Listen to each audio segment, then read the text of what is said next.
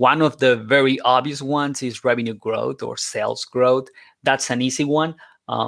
Marketing, to some extent, on all companies, in some of them to a lower degree, in some of them to a higher degree, should eventually contribute to revenue growth, either through repeated purchases or new purchases or a continuation of services. So revenue growth, and there are many different ways that you can justify or can you map out marketing contribution to revenue, but you have to find a way to prove that. So that's a great KPI, one probably that is in most companies nowadays.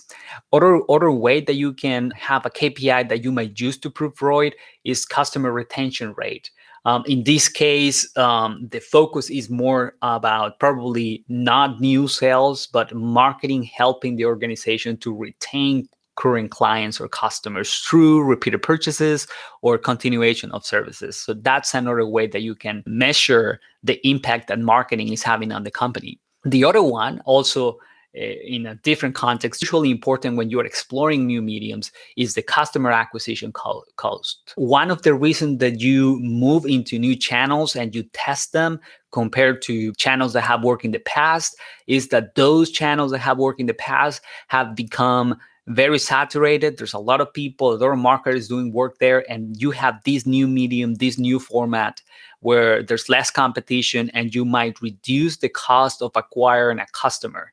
So in those cases, customer acquisition cost or CAC, it's a great KPI to measure the success of your marketing efforts or justify the investment on your marketing efforts. And finally, the other approach is to increase the lifetime value of the client, right? It's closely related to retention rate, but is not just retaining the client, but making sure that your offerings help the company to increase the amount of money the client spent on the company over a longer period of time, of course. So there are some marketing efforts where the whole goal is to upsell, cross-sell, or a combination of both.